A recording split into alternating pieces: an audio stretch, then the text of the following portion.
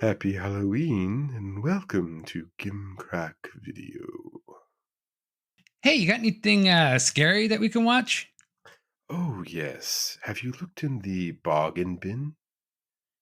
Is uh is that the one on the under the sign over there that says warning not for public consumption? Tell you what, they're five for the price of one. Yeah, but are they any good?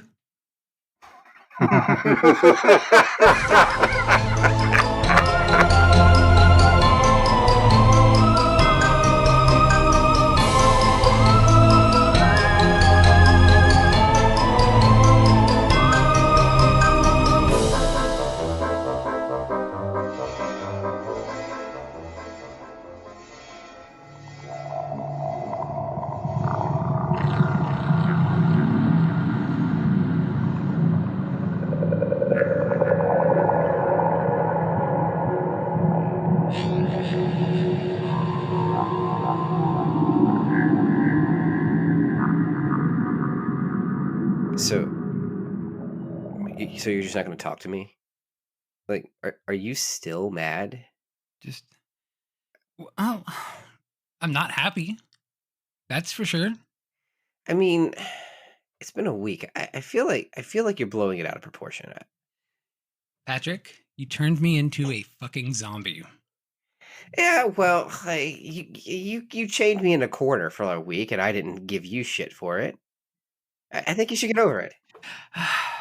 Well, fine. Just I guess this is it, right? I got a taste for blood. I want to eat flesh. It sucks. Yeah. So I was thinking for dinner we could just order Uber Eats, and then when the driver gets him here, just drag him into the house. Yeah, Yeah. Okay. I'm Uh, for it. Hey everyone, welcome to Found on Shelf, the only podcast by and for zombies. We are your zombie hosts. I am Zombie Patrick, and this is my co-host, who seems a little bit miffed because I took a bite out of his arm last week, and now he is infected with the zombie virus and become a member of the undead. Dustin. Yeah. Dustin, how are you feeling tonight? I'm feeling a bit undead. It's like you're not alive, but you're not dead. It's just Yeah, yeah. it's just undead. It is. I mean, I guess it is what it is until we can find a way somehow to get out of this situation. I guess we'll just kind of go on. Well, it's Um, the new normal. You just yeah. have to adapt. When does your wife come back from a honeymoon? And where do you keep your barbecue sauce?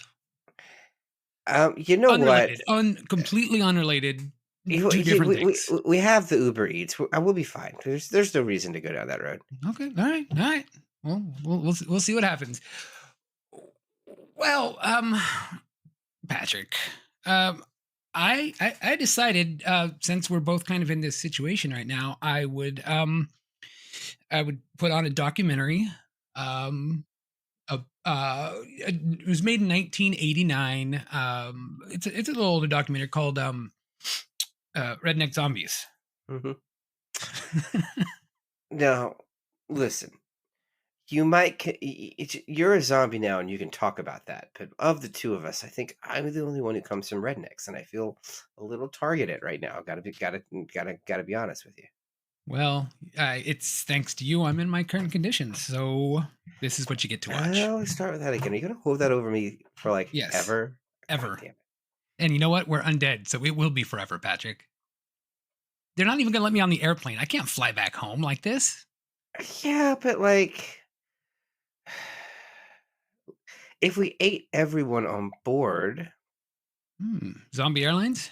somebody get on the phone to Asylum. I got connections. I'll make it happen. So, if you were trying to convince somebody else to watch this fine film, Okay. how would you do it? Did you like the film? It was better than Sledgehammer. I have not seen Sledgehammer, but I actually liked this movie. I think that it was a well-intentioned movie, and like Mhm. they thought in consideration into what they were doing. No, I didn't like it though.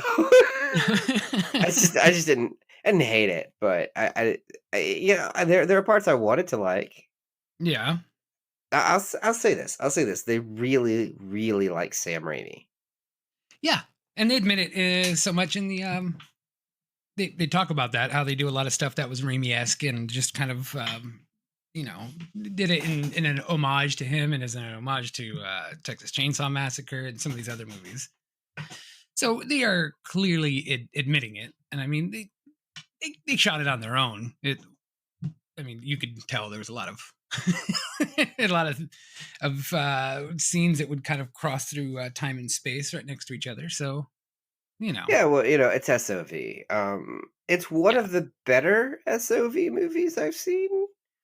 Other SOV movies, it's just shot on video. Other shot on video movies would be like the first one to really get like attention and distribution would be Sledgehammer, although Boarding House was, I think, the first SOV movie. I think it's Boarding House, and then it's Sledgehammer. Both of this those was one movies, of the first SOV movies to be wildly distributed. I think, widely, yeah, because but this movie doesn't come out till '87, and Sledgehammer makes a splash in '83, Mhm. and then Boarding House is before that, or Sledgehammer's '85 and Boarding House is '83. Yeah, either way, this is late to the party actually for SOV. It's not like it's towards the end because you've got the Polonia brothers doing what they do Right. pretty But close to the heels it of was this. yeah, I think it was the distribution that they wanted more than Yeah. anything. That was kind of what their aim for, was to get it out there, and they got distribution. So I guess if I were to pitch this movie, do you like zombie movies, and have you ever already seen every other zombie movie? That's your pitch. Have you ever seen? You've seen everything else. Why not Yeah, see this? yeah. Like you've seen the weird zombie eroticism of Zombie Lake, and you're like, well, I saw the zombies fuck. What else am I gonna do? What if they were rednecks? Yeah. Boom. Boom. Redneck There it Zombies. is. I mean, the movie Yeah. is what it says on the tin, right? So It, if you see Reed's Redneck Zombies and you're on board, you're on board. right. And if you're not, you're not. This one's pretty self. This one basically pitches itself. You read Redneck Zombies, you're like either like hell yeah or hell no, Yeah. very Yeah. quickly. Yeah. It's either you're for it or you're just not interested at all. Well, I ain't for it, but I ain't against it. I tracked down a few things for this movie. One being a trailer. Okay, yeah, there was a I, trailer. there Wait. there was, When you say you tracked down a trailer for this movie, did you get a video preview, or did you find a classified ad for a double wide? with this movie, you never can tell. Would you be surprised to know that most of this was shot on one of the guy's farms in Maryland? Absolutely, I would not. No, it's not the least surprising thing you've said. Right. Well, let's play the movie trailer. In the heartland of America live a very special kind of people. Friendly, decent. Oh, hit the wrong button. Hang on. We'll do it again. In the heartland of America live a very special kind of people. Friendly, decent, hard-working people. But what happens when these simple, down-to-earth folk accidentally drink a barrel of nuclear waste? Well, whatever it is, it better taste good, 'cause you splattered it all over the corn squeezins, you otter ass. I'm sorry, Daddy. Swilling toxic moonshine, they become flesh-eating, bloodthirsty kinfolk from hell. They become Redneck Zombies. Redneck Zombies. Tobacco-chewing, gut-chomping creatures of the night. Redneck Zombies. Monstrous radioactive freaks waiting to eat you for lunch.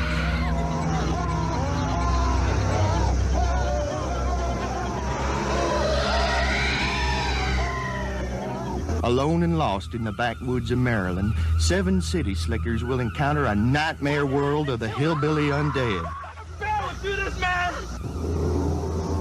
Not since Blood-Sucking Freaks has there been such controversial scenes of violence, dismemberment, and cannibalism. Whoa, Ty, check it out. It's a native. Oh, hello. There's thrills, chills, and adventure, plus plenty of lip-smacking nourishment.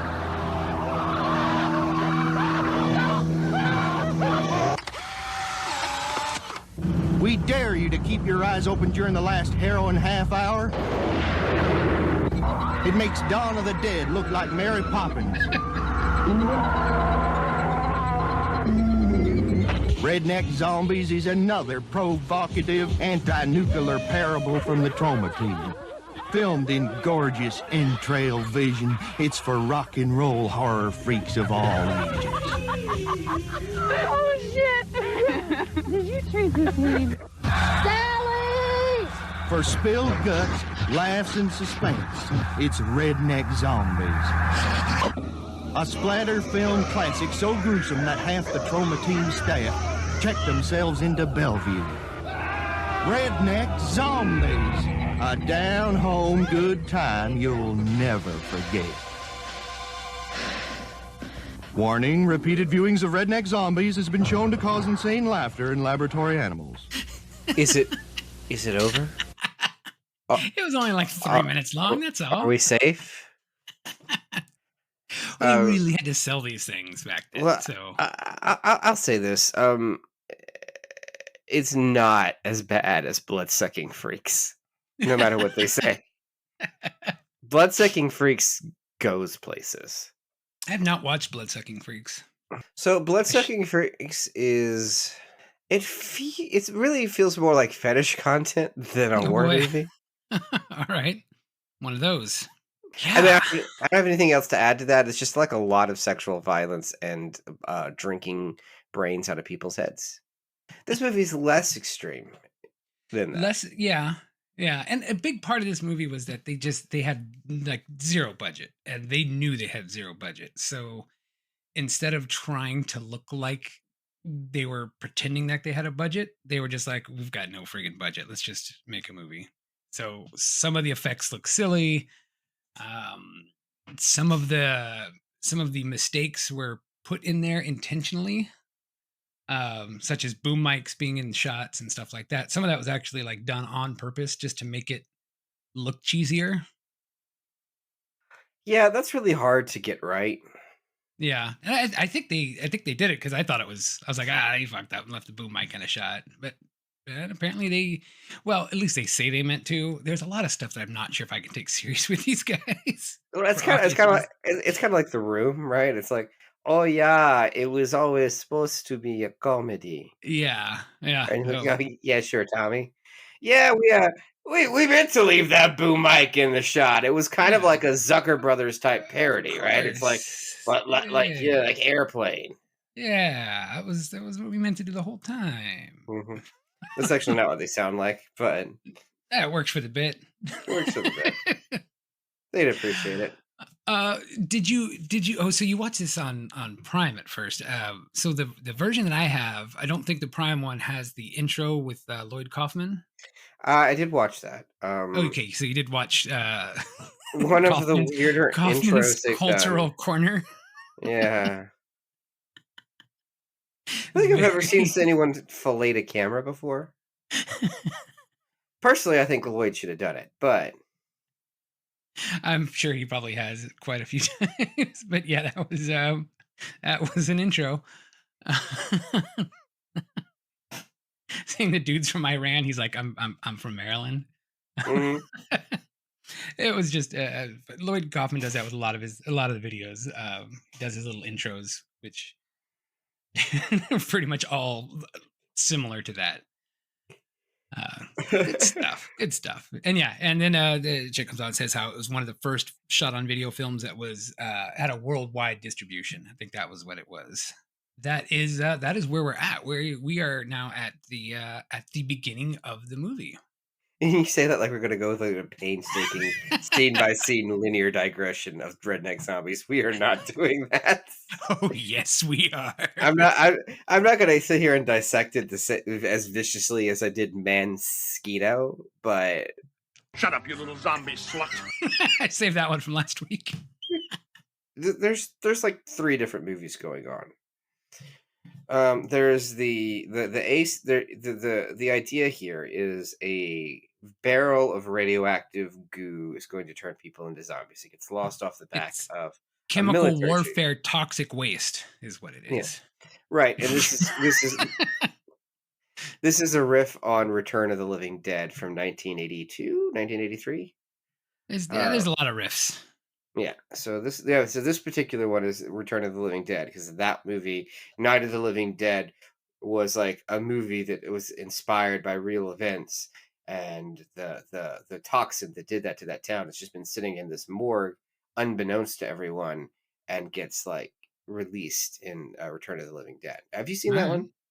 I don't remember if I did. That one does not sound familiar to me. Return of the Living Dead is where the idea that zombies eat brains comes from. Oh, okay. Because in that one, the zombie, it's kind of a comedy. It's kind of a black comedy, and the zombie's like, more brains. And then at one point, they eat a cop, and so the zombie gets on the cop CB and says, "Send more, please." Nice. And then it ends with him nuking the town and some like last minute suicides and stuff. So it's very grim at the end. Wow. All right. But like Yeah, I it's a had not seen comedy. that one. It's a comedy all the way up. Well, that's the one where the woman dances naked in the graveyard. Her name's Trash. Okay. Linnea Quigley's Trash, right? Isn't Linnea Quigley play Trash in Return of the Living Dead? Anyway. I don't know. Anyway. Digression aside. Yes. That's what that specifically is referencing. All right. The barrel falls over, and then you meet this Otis bumpkin, and he's this oversized guy. He's doing a lot of comedy routines because I think he was probably the funniest person in Maryland. So they decided they had to get him to be a zombie in their movie, or redneck and then a zombie. Wait, which guy are we talking about? I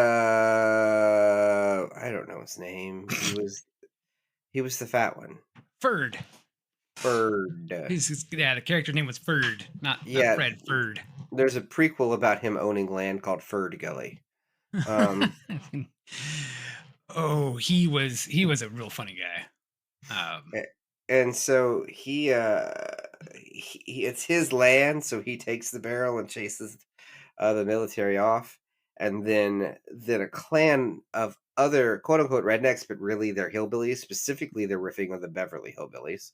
Yes, come by, and they're angry that Ferd has shot up their still. So he gives them the barrel of toxic waste to be a new still. Which, you need more than a barrel to have a still, but okay. Yeah, Yeah, and there's the guy Ferd, his credited name was Bucky Santini, was the gentleman who did the acting, and he did that wasn't his real name. Most of the names, most of the name were just made up names because everybody knew exactly what they were making. So they weren't like, I don't know what I'm going to do with my future, so call me Bucky Santini. We've got 12 different Alan Smithies on this project alone. Yeah. There's a lot of people's names that are just reversed, and there's all sorts of different little things I saw there. But yeah, the Redneck family is pretty much the filmmakers. The 3 brothers, yeah. The one that they call Billy Bob, but then they also call Ellie Mae. Right. I don't know. I thought they would talk about like why they went that route with the character, but they never did. So, I'll tell you why. It's the 80s, and quote unquote gay is funny, but they don't really understand the different types of queerness that exist because it's the 80s, and they're not gay or associating with gay people. So the gay character they made to make fun of that, he also calls himself Ellie Mae.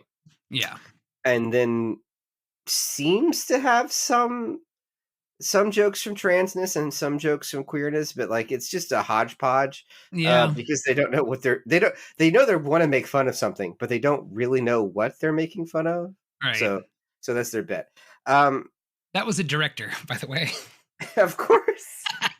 But again, because it's the Beverly Hillbillies, because there's Jed, Yeah. Jethro, and then he called him Junior. Joe Bob, and then Yeah. Ellie Mae, right? So Yeah. Yeah. So, and the other tall, skinny guy was the producer, and then the kind of heavier set guy was just another guy that kind of co-produced, but was just kind of helping out with it. And then the dad was the guy named Bill Decker, who I guess was the only like serious actor on the entire set. That actually shows in his performance. Yeah, although he also played Tobacco Man, which we'll kind of get into him a little bit later. The only good character in this movie. I beg to differ. Tobacco Man is a fantastic character. Tobacco Man is from a completely different movie. I would like to see wherever the fuck Tobacco Man came from. Tobacco Man is a goddamn creepypasta. Tobacco Man is a nightmare horror short shoved in the middle of this weird ass SOV comedy that has horror elements until it's a horror movie that has comedy elements until it's an exploitation flick. Yeah. There's your pitch. There was your pitch right there. Just cut, paste. It's a comedy movie with horror elements that turns into a horror movie with comedy elements that turns into an exploitation film. Boom. And that is actually what we've watched. You just had to get me ranting to get to the core of it. Exactly. It's just like as long as it sounds like I should have shut up at some point, that's when we'll get to the real meat of whatever the fuck I'm trying to say. We'll get there. And this is they roll the toxic barrel down to replace the old still, and then Ellie Mae lifts the barrel up to move it, and it spills. Now, when he did this, if you look close, he hit his head real hard on that barrel. He gave himself a concussion. Kind of like how our screenwriter friend injured his arm so badly while filming Replicator. Yeah. Remember the doctor? He's fighting with the barely clothed woman, and he gets thrown over the table. Yeah. It's exactly the same thing. No discernible difference. Yeah. So he kind of gets up and he's all bloodied up, and he's like, "Let's do another take." And then they decided to leave the take in that he got his concussion on because it was better. I'm surprised they had a real barrel. Yeah, right. They just whatever they could find, they would just use. So they would. It turns out that using real toxic waste was cheaper than dyeing water green. Yeah. I wouldn't have been surprised if that was the case. They probably would have just used toxic waste. They were just down. So with this movie, there was the director's commentary, which was with the director and the producer. There was also a couple of extra bonus features, some deleted scenes. There's a bunch of extras on this DVD, and it came with a bonus CD of the soundtrack. So this was it's a fantastic buy if you like this kind of stuff, because there's a lot of the lore and all that stuff into making it. So the deep lore of Redneck Zombies. I think I bought it for like $7, and it was worth every penny.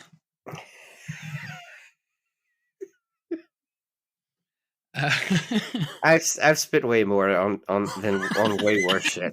I'm not going to tell you. I'm not going to tell you what it costs to actually get a copy of Winter Beast. Just your soul. No, that's long gone. Are you kidding? It would be cool if my arm would not fall off when I gestured wildly, though. That's what we got the packing tape for. We just tape it back on. Yeah, I'm sure that's a long-term solution. Yeah, it'll work. All right, where were we? So we were, gave himself a concussion, and then they're all kind of setting up this still, and then this is where Tobacco Man shows up, because they all get excited because they hear a noise, kind of like kids would get excited about an ice cream truck. Let's pause.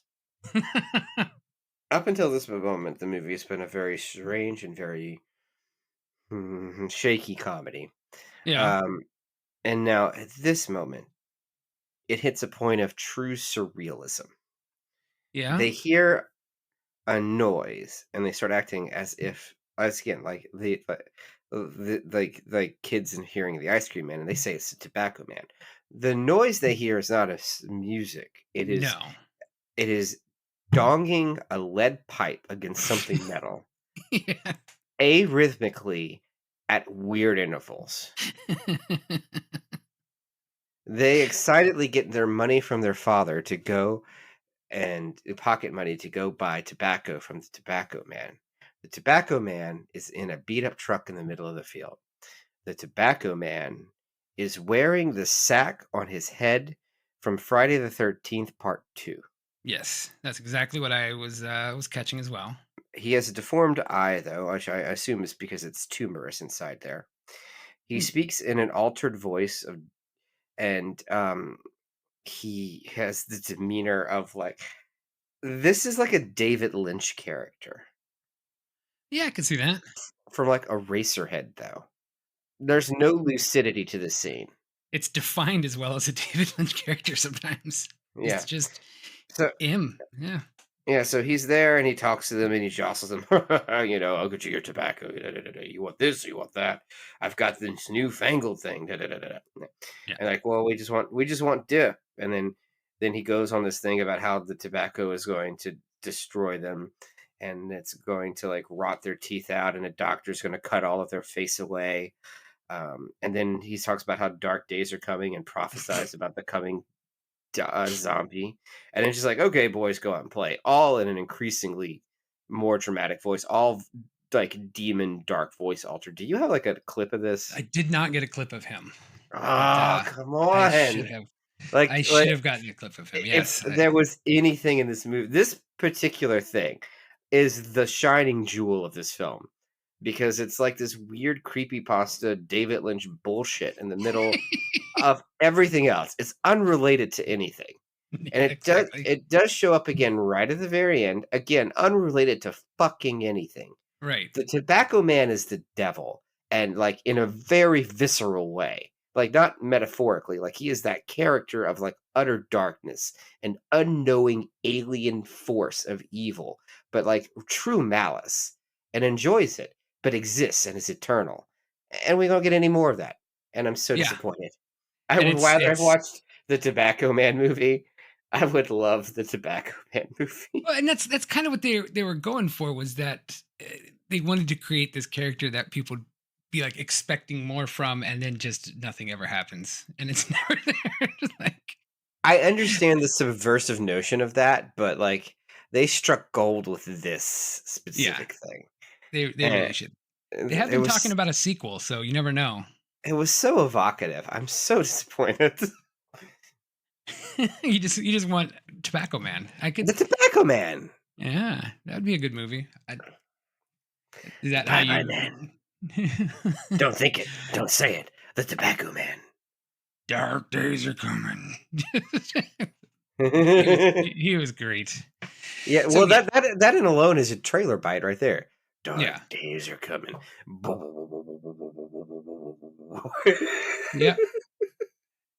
Or that weird flashbulb sound from old flashbulb cameras that all the Texas Chainsaw Massacres do. Oh, yep. Yeah. Yeah. Days are coming. Yeah. You see it. It's fantastic. Yeah. Anyway, we don't see or hear from him again. So no, but I mean that's that's kind of why they did it. You want more of them, but you didn't get more of them.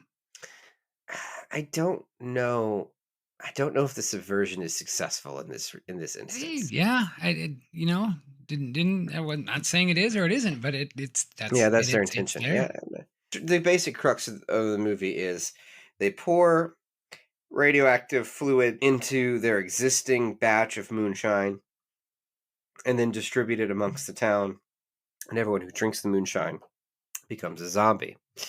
Now, these are the A and B movies. The C movie, which will become the main plot, there is a unrelated group of campers. So looking for a pond to piss in. In the deleted scenes, the beginning scene was actually the guy in the army truck like ran these campers off the road, so you could tell it was all in the same time frame almost. They cut that part out of the movie, so it did kind of make it almost out of place, where there's two different things happening here, and you're like, wait, what the hell's going on? I think that could have changed. It is very much like intersecting narratives. So you have two different timelines, and at some point they cross. Yeah. But yeah, so it's like it's not a small group of campers. It's like 8 fucking people. Well, yeah. So you've got a couple of my favorite characters in these campers. God, I didn't write down all their names. There was of course Bob. Bob was my favorite guy. But there was one guy who kept changing T-shirts. They wanted to make him a clean freak, which is why he had spray deodorant with him, and they wanted him to change T-shirts in almost every shot, so he had different shirts on. And they decided to make them big and obnoxious with like words across them, and they made these shirts so that people could see that they were something completely different. It's now dawning on me to the degree to which I tuned a lot of this movie out. Did you not notice his different shirts? No. And what's hilarious is in the interview they did with him, which is 20 years later, they did the interview and like they kept changing his shirt in the interview. Like all of a sudden it would just cut and he'd be in a different shirt, and it would cut. Okay, that's at least funny. They committed to the bit. I like that. That's funny. Yeah. And then there was the guy that drinks, but we'll talk about him later. Yes, his name is Stephen King, and he wrote a lot of horror movies in the 80s. They can't find this guy. And none of that was fake alcohol, by the way. Both of these facts, I believe wholeheartedly. Also, are we going to have to start a separate category on movies we have talked about in which a star the actor is a missing person and we cannot find him? Oh, there's a couple of them from this movie. Because you've got this movie and you got Winter Beast. Yeah. Bob was another one they couldn't track down. They couldn't get a hold of him. He went by a different name than was in there. So yeah, although his hold on here, his name in the credits was Anthony Burlington Smith, but in the commentary they kept calling him by what I'm assuming was his real name, George Scott. Not that George Scott, but a different George Scott. Right, famed actor from The Changeling, George Scott. Okay. Yes, yeah, that was him. Yeah. Okay. Also an alcoholic. Yeah. So we get we kind of get introduced to the campers, and they're all looking for a place to camp, and the leader camper guy was like deciding he knows where he's going, and he's looking around. He's like, oh, there used to be a spot here I used to go to, and it's kind of weird. And we cut back to like the army dude getting yelled at by a sergeant. Now that scene was actually filmed in a small town police station in the chief's office. There was a lot of guerrilla filmmaking done in this movie where they were just like, fuck it, let's just film there. I don't think there was a permit in the entire movie. No, I don't think so. It was filmed in 32 days, but not consecutive days. They were only able to film stuff on the weekends. So it took about a year. Just they would film. You see, sometimes movies take a while, Dustin. I guess 1 year, 6 years. It's all relative. At least they kept the same film format. Not knocking anybody else out there, just saying. They actually looked at video for Winter Beast, but they ended up not going with that. They should have. So they almost shot on 3 different film stocks. Oh man, that would have been great. Mm-hmm. So yeah, we've got kind of back and forth scenes going on between the campers, and then you got the army guy, and then you got the moonshine that's being made. There's a very long shot of this moonshine and all this stuff. But then we get back to the Redneck family, and they have some fantastic lines. Most of their lines were just ad-libbed. But there was a couple lines. I had to clip 2 of them just because they were great. They were like back to back. I'm going fishing. Got worms? Yeah, but I'm going anyway. I'm going fishing. Got worms? Yeah, but I'm going anyway. Yeah. he's got worms. And then the other one was when they were talking to the dad, and he said, I've pulled you out of your mother and I'll shove you right back in. I just laughed at those freaking lines. There was some things in this movie that just made me laugh out loud. Like I just some of the scenes for no reason. Like it went back to the campers, and the dude is just taking this extra long piss into the Oh, yeah. lake. Well, they built that up over Yeah. several jokes because when they're trying to get to the campsite, the guy leading there keeps saying, "And there's a pond to piss in," and everyone Yes. keeps like, "It's like that's not an attraction." Like, but every time it's like, "There's a pond to piss in," and they get there, and so the guy's just taking a prolonged piss in the pond. He's like, "You're right. This is great." Yes. Okay, so that joke is funny. Yeah. See, they put some effort into some of this. I didn't say I hated this movie. I just No. said I want more Tobacco Man. God damn. It's a fun movie, but when the guy gets done taking a piss, he just walks back, and I just love this. Where's a good place to take a shit? The delivery on that line is just fantastic. Where's a good place to take a This shit? is, this is what my life has become now that I'm a zombie, Patrick. That's ridiculous. You haven't taken a shit since you become a zombie. No, but Your I want digestive to. system doesn't work. I want to be human again. Sometimes I just sit on the toilet and think. So it's not much different than normal. Anyway, here's our Texas Chainsaw Massacre homage here, where they're driving. Ellie Mae's going out doing moonshine delivery to everybody, and sees a hitchhiker. Yeah, so a prolonged part of this movie is Ellie Mae going out and delivering moonshine. Mm-hmm. And so all of the skit comedy that works with that. But like he picks up a random hitchhiker that wants to shave everyone. And this is a reference to the guy who cuts himself at the beginning of the Texas Chainsaw Massacre in Right. the 74 movie. So he's like the shaver here. He wants to shave, and then like yeah, he ends up taking chunks out of people. Yeah. So, and this guy had never seen Texas Chainsaw Massacre. He was just told kind of how the character should be, and he just kind of rolled with it and went with it. And they absolutely loved his performance. They could not get him back for the interviews, unfortunately. He's just some random dude they got on this, and then it turned out his name is Frank Lance, and he now teaches video game design at New York University for the past 12 years. Oh wow! And then he made a company called Area/Code that got bought out by Zynga. So he's doing big things. It's funny to some of the people that went on to do a couple of things, but yeah. Yeah. Well, this movie's from '87, so you've got like a long lead up of people being able to do things. Yeah. We're They what? didn't, and they were smart enough to where it wasn't really it wasn't hugely known. Even though the one guy that played Ferg got recognized at a Radio Shack one time.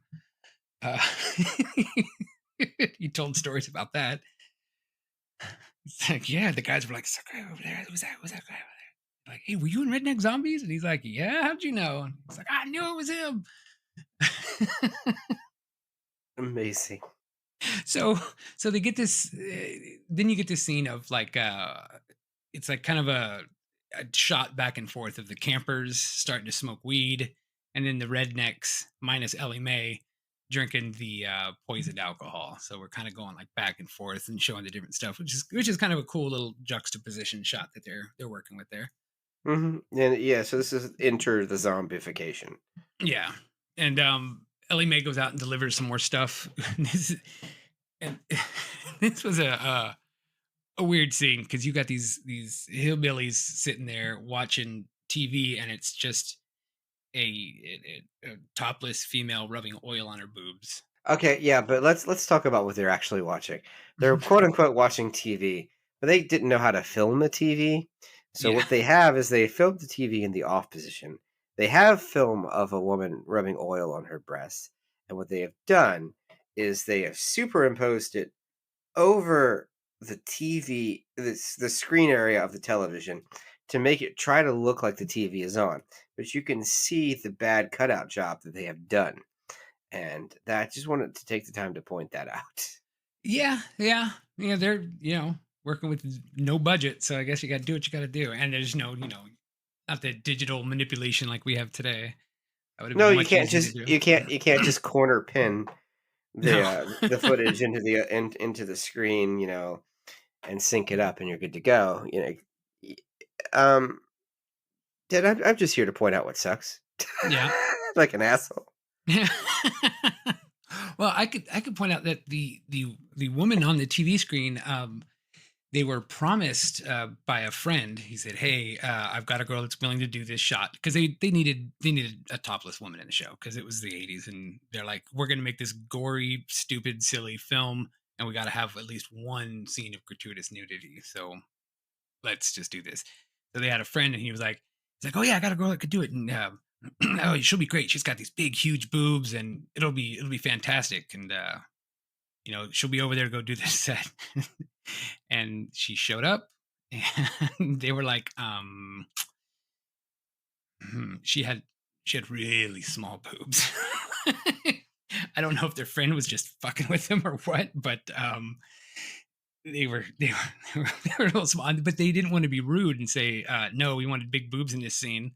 So they were just like, screw it, we'll just film it anyway, and it'll work. And I think it actually worked a little bit better almost because they kept talking about, "Oh, look at these big knockers," and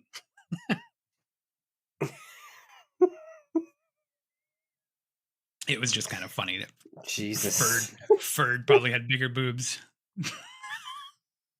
Well, I thought the joke was that it was going to be. I thought the joke they were going to go with is calling it the boob tube, and they didn't do that. No, they could have, but yeah, no, they just kept saying knockers. You see the knockers? Mm-hmm. I like knockers. Mm-hmm. Yep. What if arguably maybe the least weird delivery Ellie Mae makes, because this next one is to give a woman moonshine that she immediately turns around and puts in a baby bottle and gives to her infant who is standing in the washing machine. Yeah. And that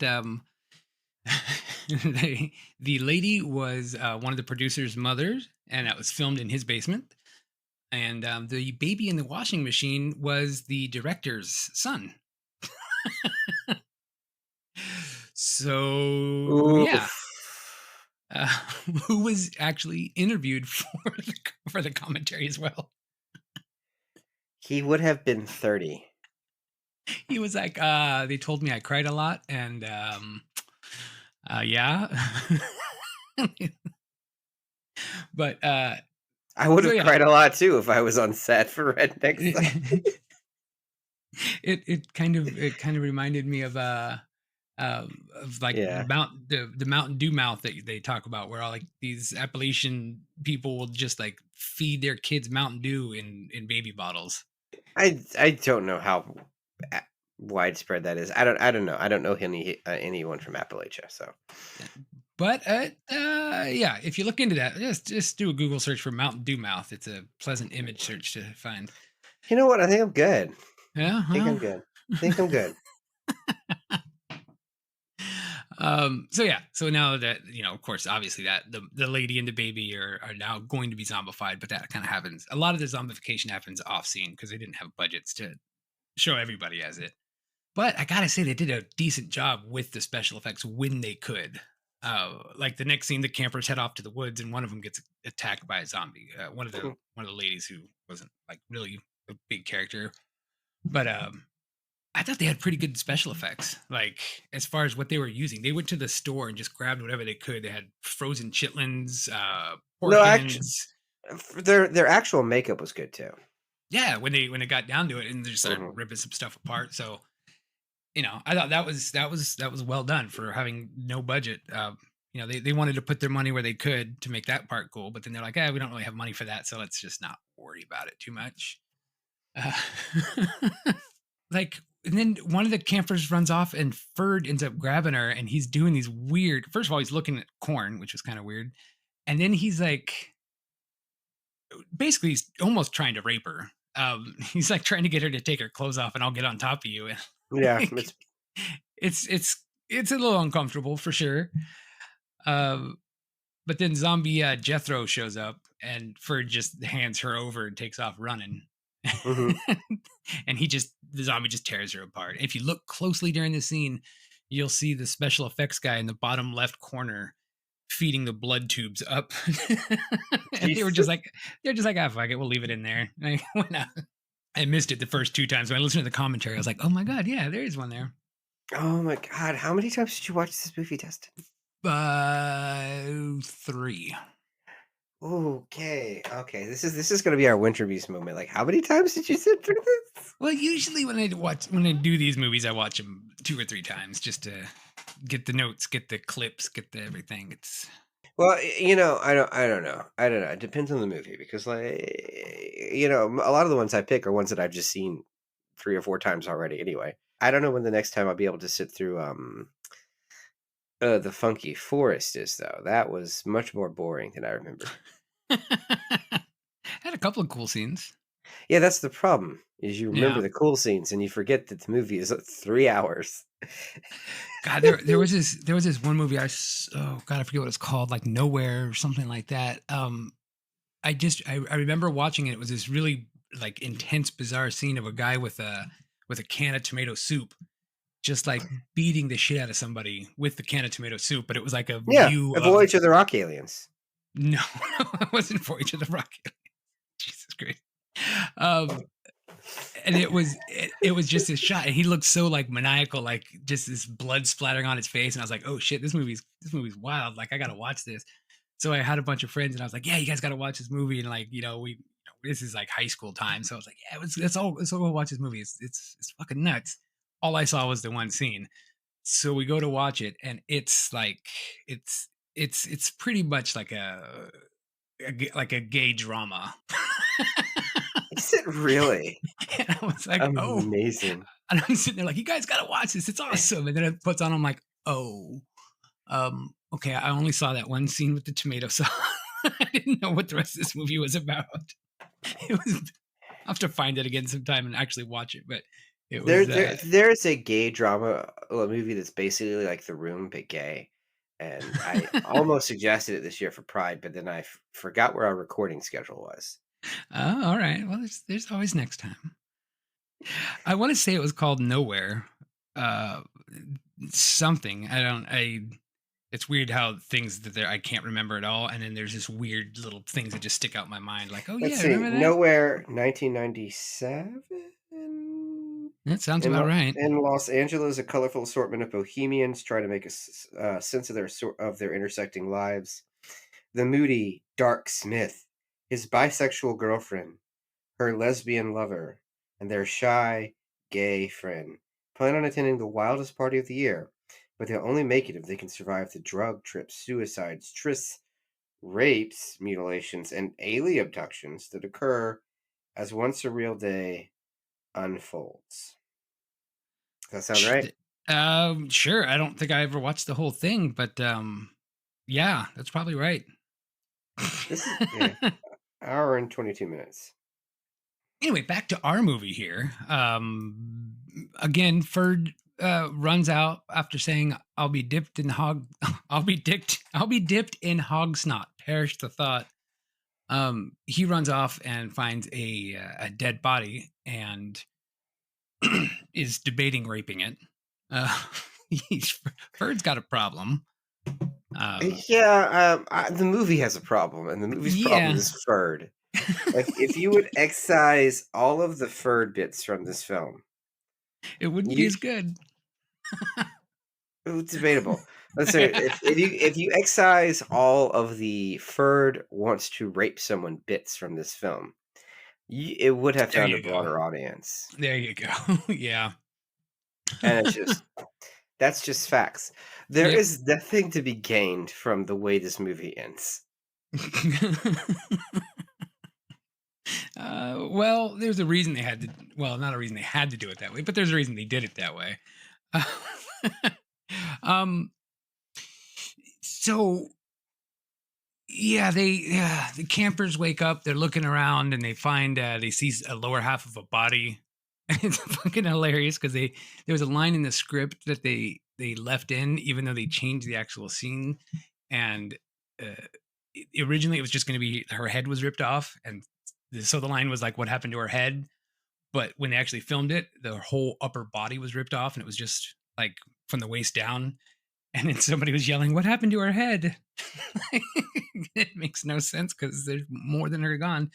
But this is when Bob starts to lose his mind. And I love when Bob starts losing it because he's like, "She's nothing but a stain," and just starts freaking out. And he's he's great. Yeah, and that's kind of where we're at in the movie. It goes back and forth between the campers and Ellie Mae delivering to more people to zombify them. There's a weird scene with a butcher, and they're watching like chickens getting slaughtered on TV. Another weird. All right, let's talk about this scene because I fucking hate it. Ellie Mae, he delivers moonshine to this house, and it's a butcher and like another weird person, and they're watching on TV. What is playing is real life footage of like chicks in a processing plant, and like, because I think it's debeaking footage. That's what I think it is. They're getting deep. Yeah, he actually shot that himself. He went to like a little chicken ranch and was like, "Hey, He's like, "Can I film some stuff there?" They're like, "Sure." I don't know why you'd want to, but okay. Yeah, so it's horrific. But that is what's playing on the TV. Yeah. And then what is happening in the room is that they have a woman tied up in duct tape, and they are torturing her, or implied to be torturing her. Mm-hmm. And Ellie Mae just takes the money and leaves. Yeah. And that's the end of the scene. And it's never really referenced ever again. What the because fuck? They do it in a way where it's like, you know, the butcher's like, "I gotta go get the money, I'll be right back." And you're like, okay, is he gonna come back and kill him? Is this when Ellie Mae steps in and saves the girl? And it just kind of these shots back and forth of people looking at each other, and the butcher comes back with the money, and he just walks off. Like, just another day for the rednecks of Maryland, I guess. Rednecks of Maryland.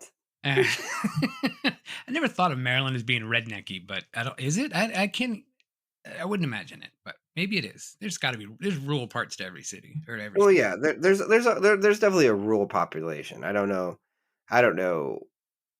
what that is like, but there is some redneck culture, because every culture has rednecks or redneck equivalent. Yeah, this is true. Most of them like polka music. Well, I mean, polka music is kind of fun. I'm not gonna lie. So yeah, what else is happening here? Bob starts freaking out. He finds the bottom half of Sally in her skull. He almost goes to drink the zombie stuff, but they don't let him. And that's when the guy says they must have leaked the stuff into the moonshine, creating monster mash. Okay, I'll give him that one. That was a great line. It took me a second to get that. I'm like, oh, okay. It was a graveyard smash. Oh, so we gotta have. So Lisa ends up being like the main girl, the in girl, if you would care to say. Final. Yeah, final girl. That's what I meant. So she does her monologue, trying to get everybody on board, and she's like, "We'll let Andy handle it." And then a zombie just comes up and kills Andy.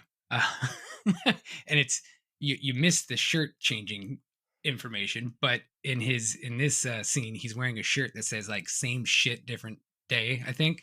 Mm-hmm. And as soon as he is attacked by the zombie, his shirt now just says, and I think we should try to make this on a shirt at Redbubble and sell it. It just says, "Shit, fuck, piss, damn, hell." I thought you were gonna say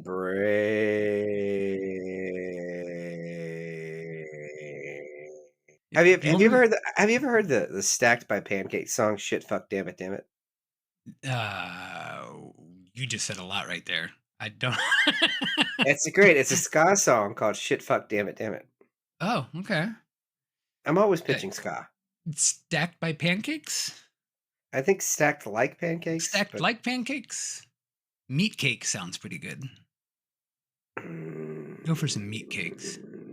Did you ever call up that Uber Eats or whatever the hell you were going to call? Yeah, you should be here by now. All right. Well, I'll keep an eye out.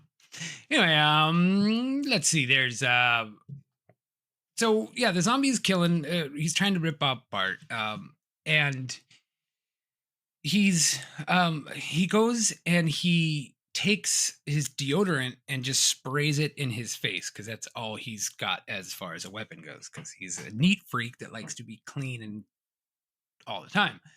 So he sprays the zombie with deodorant, and like his face starts melting and looks like it kills him. I don't. Hey, Patrick, do you got any spray deodorant laying around? No. I just want to, just hits or smell a little ripe. I don't want to. I want to test a theory again. I feel like earlier I thought that we were making good progress in our journey toward healing, and I think that maybe you're not being completely honest with where you are and your feelings towards me for zombifying you. What would happen if I ate you? Is this like the Lost Boys, where if you kill like the head vampire, then everyone else stops becoming a vampire? If I kill you, will I come back to life? I don't think so. I mean, like, the vampires don't come back to life. They just die. Hmm. You want to die? So what you're saying is you don't have any spray on deodorant? No. Okay. I use stick deodorant. Okay. I haven't even seen spray on deodorant in the stores in forever. I don't even Anyway, so I don't quite get why they do this, but they decide to drag the zombie off to caves somewhere to do an autopsy on him to try to see if they could kill other ones, even though they don't really know there's other ones yet. I don't know where they went. But anyway, Bob's losing his mind, and as he's doing this autopsy, he's like seeing all these different things. Like, instead of a stomach, he's pulling it out. He's like, "What are their shoes doing in here? What's a can doing in here?" Oh yeah, and and then he just throws up in the cadaver, which was pretty awesome. And then he tries deodorant on the hands, and was like, "This deodorant kills him, but this one doesn't." It's another weird thing. I just remembered something that I wanted to address from earlier. Bill Decker, you said, or Bill Yep. Decker? His expression, face, and delivery as the hillbilly in this movie reminds me of a Tim Robinson character. Which one? It just feels like Just a character. Tim character? Robinson. Could you not see Right. Tim Robinson doing Yeah. this part? I would love to see that, actually. Ellie Mae finally comes home from doing all of, I guess we just say her. You know what I did find kind of nice is that everybody referred to her as Ellie Mae. Nobody dead named her, which was nice. Yeah, except for that is her fair. dad, but it's Well, he got zombified. redneck dad. Yeah. So I thought that was nice. He'd go to that lady's house and she's like, "Oh, hi, Ellie Mae." Mhm. That was very, very pleasant that nobody dead named her. And then this is a weird scene with the soldiers, the three soldiers. The one soldier comes back with two other soldiers. Mm-hmm. One who they refer to as the don't ask, don't tell soldier. Mhm. That's how they actually referred to him. Who's playing this over the top kind of gay role, which is for really no reason. Again, just They I thought guess, gay like you is said, funny. they Yeah, thought gay is that's- funny, and they uh, yeah, it's it's the weird, it's the over the top gay. They're like, "Oh yeah, it's great." He's like, "Hello." And he runs in, although it was funny when he runs into the zombies and he's like, "Hello," and all the zombies wave back to him, and then they kill him. Then they kill him. Yeah, and then you get now you're getting like into the thick of it because Ferd's coming out and he's a zombie and he kills in a great scene, by the way. Just like grabs the soldier's head and sticks his thumbs in his eyes and just crushes his head. Just fantastic. Very WWE. Yeah, Ferd's makeup was a little bit messed up at this point because they forgot to put something on the base of it, so the makeup just hardened to his face, and they had to kind of chisel some of it out. So Jesus. it was just kind of like hanging off of his face. And they're like, "Fuck it, we'll just film it." No. But it looked good because it man. looked like his face was just peeling off, so it kind of worked out in their favor. And now is where we get to the drinking man. The guy that we haven't really talked about because nobody really talked about him. This was a character that was in a bunch of cutaway shots here and there as you're watching the movie, and he's always like drinking out of a flask. When they asked him about this in the commentary, uh, so the whole reason for this character was he was kind of a reverse trope of a character that, you know, is hanging out with the group but doesn't get any lines and is usually killed off pretty quickly. So they wanted to do this character who's hanging out with the main guys, with the main group, doesn't say anything, is never referenced, and just makes it almost to the very end of the movie. And that was him. So they kind of wanted to make him a forgettable character, but a memorable character at the same time. Mm-hmm. And in the interview, the guy said, hold on. As far as the drinking guy, I have no idea what they're talking about. It's just, he just played it. I don't know what they're talking about. So yeah, I like the drinking guy a lot. I thought it's hilarious of the idea of a character that's just. See, I wanted to do this at one point, was to have a joke very similar to this, where you have a movie and it's a normal film, except one character is a puppet. And nobody references it. No, throughout the entire thing, there's no reference or acknowledgement to the fact that there is a singular puppet character in the film. What would the film be about? I don't know. It would have been probably like some sort of like either like a riff on some sort of drama or something, very indie. It'd been great if it was like a Silk Stockings episode or something. It just made no sense. Yeah, it's supposed to be kind of like a sexy drama, and there's just one of the characters is just a puppet. Doesn't have sex, just is there. Yeah, it would need to, whatever it would need to be juxtaposed by not actually having jokes, right? It would have to, like, the joke is that one of the characters is a puppet, so like the idea is to have the situation as inappropriate for that to be a thing as possible. Yep. Yeah. I like it. Mm-hmm. So yeah, that's kind of what they went with this guy. They just called him his character N, and I don't even think they credited him in the. I don't think he's in the credits at all. Like he's just like he didn't exist, which is hilarious also. But he is a guy named Bill Johnson, and they have no clue where to find this guy. That's right. Yeah. Yeah, and you know it's Bill Johnson. I mean, it's. It's kind of hard to do a Google search for a Bill Johnson. Also, that might not be his real name. Yeah, that's just the name that they were given. And like I said earlier, all of his alcohol all the alcohol he was drinking was real. So yeah, that was it was, and he chugged a lot. Yeah, he goes out there and he tries to push Bob out to the zombies, and then Bob just pretends that he is a zombie and tells all the zombies to go kill the drunk guy, and then they end up going there, but then they killed Bob too. Bob's gone. Now pretty much everyone's just almost dead at this point, except for Lisa, who goes just running off into the house in the middle of nowhere, where she runs into a zombie couple. And this is where it kind of flips and becomes, like you said, more of the horror with comedy elements instead of the comedy with horror elements. Yeah, so she runs and runs and runs, and the middle of nowhere is the Redneck family's house, the original Redneck family's house. So it's got, you know, the dad and the mom and like all of the siblings are there, and she has to kill them all in a vicious, violent fight after fight, lots of blood and gore and peril. Yeah.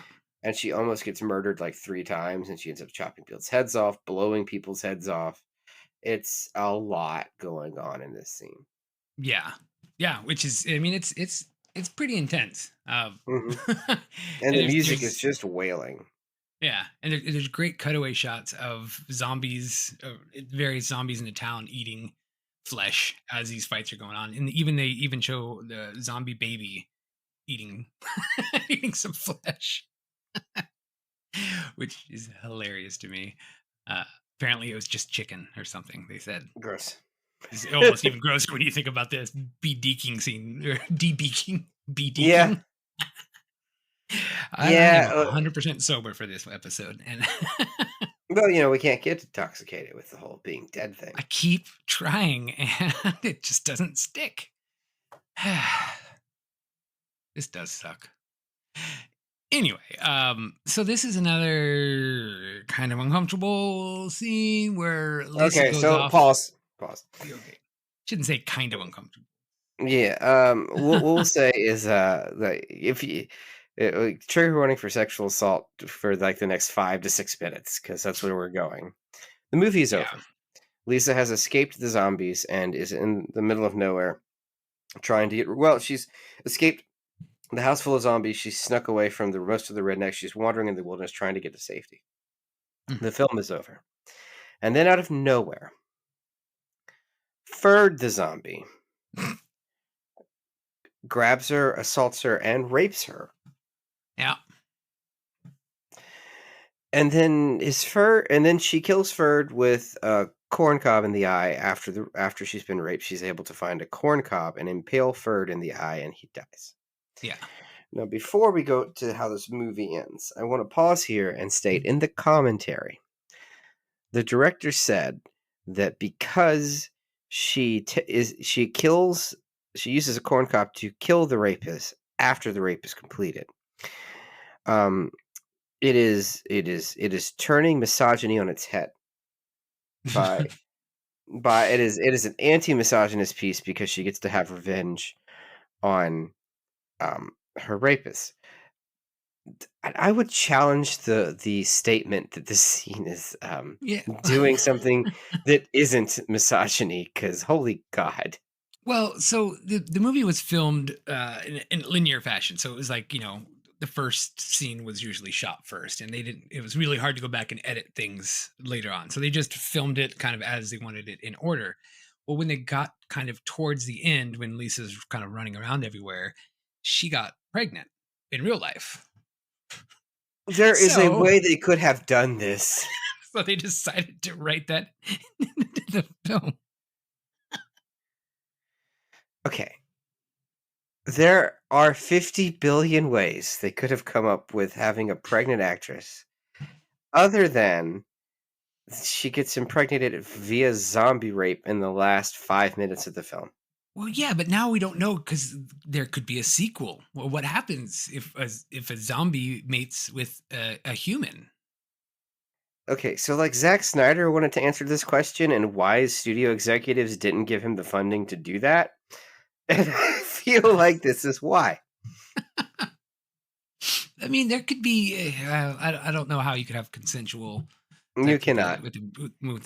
Okay. So the way you would do that is have it be a full-on comedy, because then it's a necrophiliac and a dead person, but the dead person is sentient. So it's like a Munsters type thing, like that. That's like obviously more adult oriented, but like zombieism doesn't mean undead, unfeeling. It just means like it's just a different type of monster. That is the way in which you could do that and have it be a consensual thing. Outside of that, oh boy, dude, it gets into some gross exploitation stuff, and that's what this is. It is a extremely gross scene in the middle of a movie that at the very end of the movie, just like a last 1-2 punch, and it's like, why is this here? Because like even the reasoning say, well, our actress is pregnant. Okay, cool. She was like, the only scene with her from this point on is in the sanitarium where she's wearing a straitjacket. That is not a reason. The directors wanted a shocking moment, right? They did, and they were like, well, what could be more shocking? Right. That's the line of thought that leads you to zombie rape. Yeah. Which is pretty much, I mean, it was the shock factor really of more than anything else. And, and who knows, maybe they were thinking if there could be a sequel. Yes. Okay. I don't know. Anyway, after Ferd is dead, Tobacco Man shows back up and magics her away to an asylum. Yeah. I mean, there's a story there I'd like to find out, but again, Tobacco Man is a mystery. He just shows up, does his thing, and leaves. I told you dark times were coming. And then the last scene is just spiraling out of the asylum in a zoom view. They do do a weird cartoon highlight to show that there's a baby in her womb, and then they horror pan out, and then the last shot is them panning out to the drinking guy who has lost an arm, but is like reading a comic book and totally okay, and roll credits. And it takes a drink and then just kind of shrugs and looks at the camera. And that was it. So, um, let me get into a little bit about this movie. I did find quite a few behind the scenes stuff on it. Pericles Lewinens is they call him Perry a lot. Was a director, and he was also Ellie Mae. He's done a lot of special effects for trauma movies, but this was the first movie he had directed. And when they made this movie, they were kind of shopping it around to a lot of different distributors. Everybody turned it down, except for Trauma, and they wanted it to be in Trauma. After watching Toxic Avenger, they were like, "Yes, there's other people making movies like that we want to see." And in an interview with the producer, he was talking about how they shipped these movies out to everybody, and in his words, one company sent it back to them in a Ziploc bag filled with shit and a note saying, "Now we're even." I love that company. Amazing. Amazing. So yeah, Perry did a couple of workout videos with Randy Couture and then made a documentary about him. Okay. And then he did this movie called Loop in 2007, which I'm trying to find a copy of anywhere. Because it's really low budget, kind of sci-fi type movie. It looks weird, like a guy's not sure which is the right time and which is the right reality, and it's almost like a weird fucked up Groundhog Day sounding kind of thing. Looks neat. But now he's the co-owner of a bakery in Maryland called Ingrano. So if you're in Maryland and you want some bread, go see him. We're bringing in that dough. Oh. I have no use for bread anymore, thanks to Patrick. I just want meat, blood, and brains. Bread's filling. It's just there so that you eat less. It's fine. You're good. All right. I did find out just recently, back in April 2023, they announced they're working on a novelization of this movie. And they said it should be out by the end of the year. I reached out to the publishers. They should be getting back to me shortly because they would like to try to set up an interview with the author of the book, who is also one of the producers of this film. So when it comes a little bit closer to being released, we may be able to sit down and chat with these guys. So here's a little fun fact about the movie. In the 90s version of Trivial Pursuit, there was a question that said, "What film has the tagline, 'They're tobacco-chewing, gut-chomping cannibal kinfolk from hell'?" They actually made it into Trivial Pursuit, which was pretty cool. Good for them, right? Yeah, it seems a little trivial to me. Yeah, but good pursuit. And they described the film as when they were making it, they knew they had no budget. They decided to camp it up, make it almost silly. Used shitty makeup when they could, just because they didn't have enough to do good makeup. So they're like, all right, well, the extra zombies are just getting like black eye makeup and like white powder on their face. Done. They described it as they were writing it as Dawn of the Dead meets Three Stooges. Seen one cut of the Dead yet? No. Oh God, you have to see One Cut of the Dead. Like Which immediately. One cut of the Dead? What is that? So it is it's a movie with zombies. And if I tell you anything more than that, I am ruining the film. Don't Google it. Don't read anything about it. Watch it. One Cut of the Dead. All right. Yeah. It's only 90 minutes. It is Japanese. You do have to read it, right? That's all right. But yeah, it's only like 90 minutes. It has a rigid 3-act structure. Like you can see the act breaks. But there is a twist in this film that takes the whole thing on its head. And that's the most I can tell you. All right. I will have to check that out. And what else did I have to say about this movie? I had a couple more notes here. Oh, Bucky. So, Bucky's real name was almost, instead of Bucky Santini, his real name was Henry Dicker. Which I don't know if I hardly know her. He actually became kind of a big lawyer in New York. I'm sorry, what? Ferd became kind of a big lawyer in New York.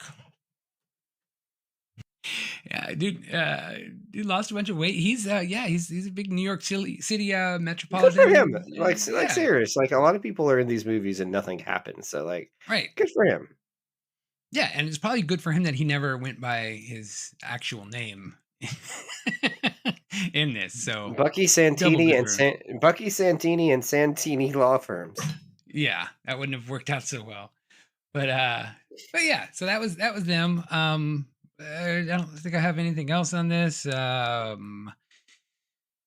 Yeah, they filmed at a farm out in Delaware, and apparently the truck is still sitting out in the field. The guy said if you knew the address, you could hit Google Maps and still see the truck sitting out there in the field. And I think that was that might have been about all I have for this movie. Yeah.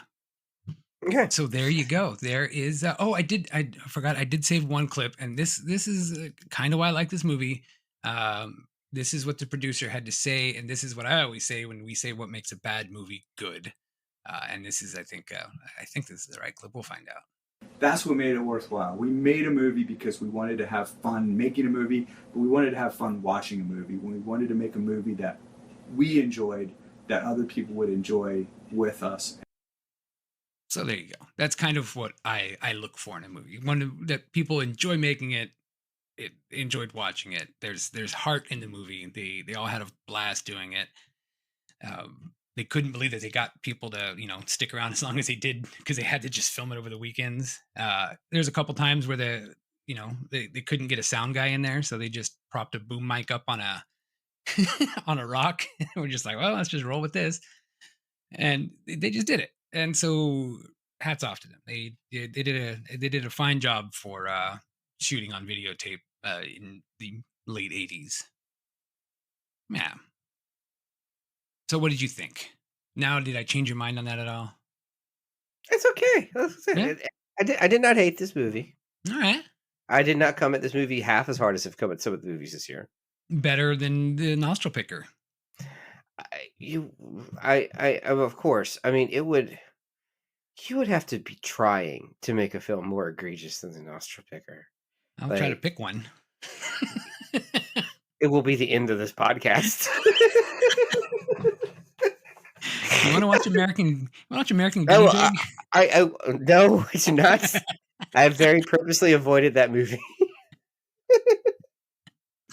And I will tell you, Nostril Picker is one of the few movies that I almost just stopped halfway through. Meanwhile, I'm like, oh, this is good. Patrick's going to like this. And then as you explain the undertones to me, I'm like, oh my God, I'm a horrible person. In a way, I brought you here to offer you a job. You think you can do it better, so here's your chance. Here's your chance. All right, you ready? You're allowed to change 3 things, only 3 things. Go. Okay. First one. This is an obvious one. You know me by now. You know what I'm going to say. Cut the rape scene. Yeah. Second one. Along the same lines, I'd probably cut out all the gay jokes. Like they don't age well at all, and they don't really have a point. So scrap those. 3, more Tobacco Man. Like, yeah, I just need more Tobacco Man in my life. I am addicted to Tobacco Man. They should put the Tobacco Man in Truth commercials. Truth commercials should just be the Tobacco Man in a field narrating the awfulest poetic shit you've ever seen, while the sound, like the dissonant sound of the background music, just becomes like grating steel, and his voice takes on different demonic layers, and he just talks about the dark times coming, the apocalypse that will rend the flesh from your bones, and then Truth. Yeah, the background noise should be like his sound of him hitting the iron things together. That should just be the background of the whole commercial. I am telling you, it's a way more effective anti-smoking commercial than anything they have ever come up with. I would start smoking again just to quit smoking because of that commercial. That's my 3 things. Like the rest of the movie's fine. I think that's fine. Right. Those are the 3 things. And then if he did those 3 things, I would actually recommend this to people. All right. Where's a good place to take a shit? On top of a copy of the nostril picker. There you go. Well, I guess I guess that about wraps it up for this episode of Found on Shelf. So if you enjoyed this new zombie podcast, please like and subscribe us on whatever platform you found us on, and check us out, foundonshelfpod.com or podpage.foundonshelfpod or something else like that. Whatever you want, just look for us. Well, Google search Found on Shelf Pod. I'm sure that we've been restricted by now from Twitter. For refusing to purchase blue or for calling Muscatool. One of the two. You're just purposely searching for people retweeting negative shit and banning them whole cloth. I've tried to keep that to my personal account, so we're doing okay on here. No, Found on Shelf. It's just full on anti-Musk account at this point. I did just ask him what the fuck was wrong with him for making us have to hit play on videos twice, because that's just stupid. Is that a thing we have to do now? Yeah, if you go to watch a video, you have to hit play on it, and then it loads up with the video, and you have to hit play again because he wants to make it some like auto-scrolling shit like TikTok or something. I don't know. Anyway, we're still there on Twitter, so maybe as of right now, as of the time that I recorded this, but we'll see. Just Blue Sky, send us an invite. We have no social capital. Yes, please give us some. If you're on a social, search for Found on Shelf Pod, and you'll probably find us. If you can't, just shoot me an email, foundonshelfpod@gmail.com, and we will whore ourselves out to the next social media account that makes it big. Or, just find the tobacco man in a field. He'll get us the message. Yeah. Check out our Redbubble store, where I will go ahead and make the shit, fuck, piss, damn, hell shirt and post that up there. Don't do that.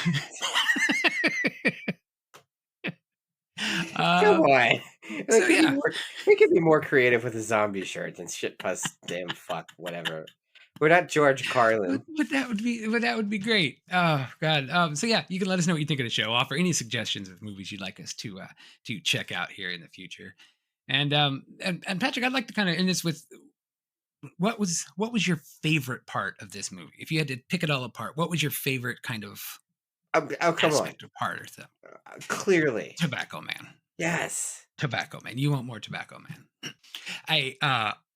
I think that my favorite part of the movie had to have been the running gag with the drinking guy. That's a pretty good one. I like that. It was fucking hilarious. Just to have a character that's kind of part of the movie the whole time, but you didn't really know he was there because he never had a single line of dialogue, and they didn't even acknowledge him, like not even once. Like even when the other campers are with him, they never acknowledged him once. Up until the very, very end of the movie. So I thought that was pretty funny. And so, Satan, what was your favorite part of the movie? I mean, I was really into the gore. It was very, very Vlad Tepes, like an almost like refined sense of brutality. You know what I mean? Hey, speaking of unending and unyielding torment, do I have an idea for next episode for you guys?